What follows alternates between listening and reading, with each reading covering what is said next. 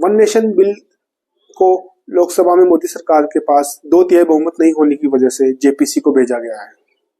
अब जेपीसी तय करेगी कि इस बिल में क्या संशोधन किए जाने चाहिए और इसमें क्या बदलाव किए जा सकते हैं। जेपीसी का मतलब होता है जॉइंट पार्लियामेंट कमेटी। इसमें विपक्ष के सांसद भी होते हैं और कुछ सत्ता पक्ष के सांसद भी होते हैं।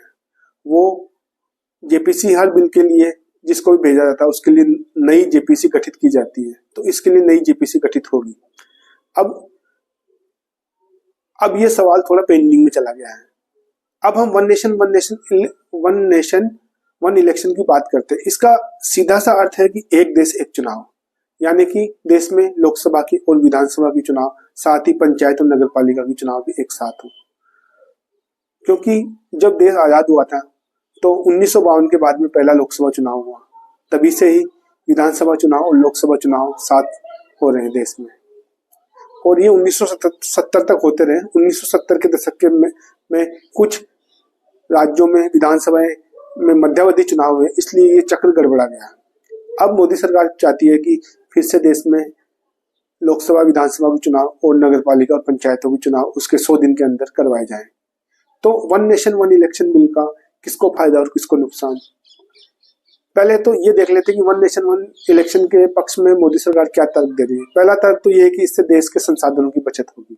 मोदी सरकार ये कह रही है कि इससे देश की जीडीपी में 1.5% का उछाल आएगा, 1.5% का उछाल आएगा। दूसरा तर्क है कि इससे बार बार जनता को चुनावी खर्चे होने वाले से मुक्ति मिलेगी। लेकिन इसके विपक्ष में ये तर्क है कि अगर मान लो वन नेशन वन इलेक्शन होते हैं तो सारे चुनाव केंद्रीय मुद्दों पर होंगे या राज्यसभा राष्ट्रीय मुद्दों पर होंगे, तो विधानसभा चुनावों के जो लोकल मुद्दे हैं वो दब जाएंगे। तो जनता के जो बहुत से काम होते हैं जो विधानसभा चुनावों के अंतर्गत ही होते हैं, और बहुत से जो सड़क पानी बिजली के मुद्दे उठते हैं, बेरोजगारी का मुद्दा उठता है, वो राष्ट्रीय मुद्दों में दब जाएंगे। कई राज्यों में ऐसा भी हो सकता है कि महत्वपूर्ण राष्ट्रीय मुद्दों की बजाय वहां पर क्षेत्रीय मुद्दे हावी हो, तो दोनों अलग अलग हो जाएंगे। बहुत से जगह ये देखा जाता है कि सरकारें हमेशा ही जो चुनाव आने वाले होते हैं उनकी वजह से कुछ काम करवा देती है जनता के, जैसे मान लो फ्री बिजली पानी या कुछ बेरोजगारी भत्ता देना या कुछ सरकारी नौकरियों की वैकेंसी निकाल देना। अब सरकार अगर ये लागू हो जाए तो सरकार इनसे भी बचेगी, क्योंकि सारे चुनाव तो राष्ट्रीय मुद्दों पे लड़ने हैं। दूसरी वजह ये रहेगी कि इससे क्षेत्रीय जो पार्टियां हैं उनको बहुत नुकसान होगा, क्योंकि क्षेत्रीय पार्टी जैसे समाजवादी पार्टी हो गई, डीएमके हो गई, बहुजन समाजवादी पार्टी हो गई, क्योंकि सारे जो चुनाव है लोकसभा चुनाव है राष्ट्रीय मुद्दे रहेंगे और राष्ट्रीय मुद्दों का पूरा शोर रहेगा। तो विधानसभाओं के जो राज्यों के जो लोकल मुद्दे होते हैं, जो स्टेट के मुद्दे होते हैं, जैसे पानी का मुद्दा हो गया, राज्यों की वैकेंसियों का मुद्दा हो गया, बिजली का मुद्दा हो गया, तो वो दब जाएंगे। तो कोई भी, और इससे हमेशा भी अगर वन नेशन वन इलेक्शन होगा तो राष्ट्रीय मुद्दे हावी होने की वजह से हमेशा ही जो राष्ट्रीयकृत पार्टियां हैं उनको फायदा मिलेगा। तीसरी बात यह है कि इसमें कोई भी इस बिल में चुनाव सुधारों की बात नहीं की गई, क्योंकि चुनाव में हमेशा ही ब्लैक मनी, धन और बल का बहुत ही बुरे तरीके से प्रयोग होता है, और जो भी सारा पैसा लगता है वो ब्लैक मनी लगता है, तो उसका कोई हिसाब नहीं, उसको रोकने के लिए कुछ किया भी नहीं गया। चौथी ये इसमें कमी है कि अगर मान लो कोई विधानसभा बीच में गिर जाती है तो उसमें राष्ट्रपति शासन लग जाएगा, मतलब उसमें चुनाव बाद में होंगे। लोकसभा की जब अगले लोकसभा चुनाव आएंगे उसके साथ उसके चुनाव होंगे। अगर मान लो कोई विधानसभा 2 साल पहले गिर जाती है और उसमें राष्ट्रपति शासन लागू हो जाता है तो उसके चुनाव होंगे 2 साल बाद में, तो वो वहां पर 2 साल तक राष्ट्रपति शासन लागू होगा। तो राष्ट्रपति शासन का मतलब वहां पर इनडायरेक्टली केंद्र सरकार का ही शासन लागू होगा, तो इससे वहां की जनता की हितों की भी अनदेखी होगी।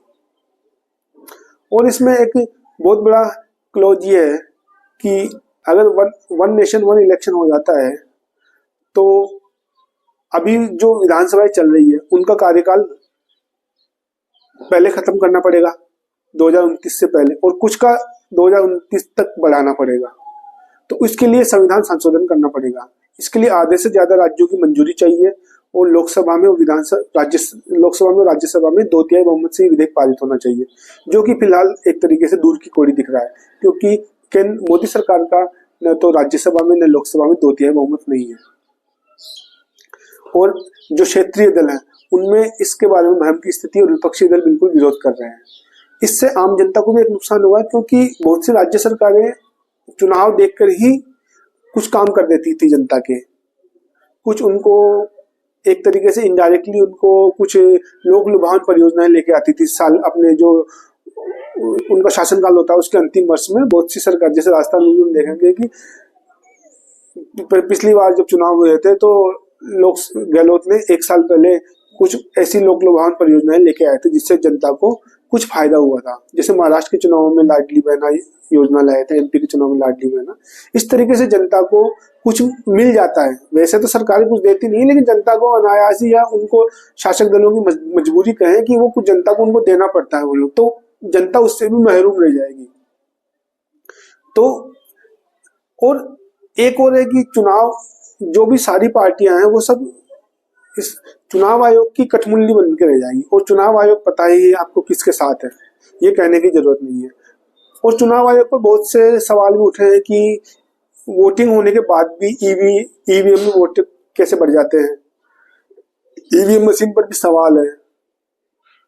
तो उन सवालों का तो चुनाव आयोग जवाब नहीं दे रहा, और चुनाव आयोग का जो कंट्रोल है वो दलों पर बढ़ जाएगा बहुत ज्यादा। दल एक तरीके से चुनाव आयोग के पिछलग्गू बन के रह जाएंगे, और चुनाव आयोग जो सत्ताधारी पार्टी है उसका पिछलग्गू बन के रह जाएगा। तो अगर भविष्य में कोई भी दूसरी पार्टी सत्ता में आती, चाहे वो कांग्रेस ही क्यों न हो, तो भी वही वन नेशन वन इलेक्शन का अपने फायदे में यूज करेंगे और चुनाव आयोग का भी अपने फायदे में प्रयोग करेगी। इसलिए मेरे हिसाब से वन नेशन वन इलेक्शन लागू नहीं होना चाहिए। अब दोस्तों, आपकी राय क्या है इस बारे में, आप मुझे कमेंट करके बताइए। और अगर आप मेरे इस चैनल पर नए हैं तो चैनल को सब्सक्राइब कीजिए, वीडियो को लाइक कीजिए, शेयर कीजिए। धन्यवाद, मिलते हैं नेक्स्ट वीडियो में।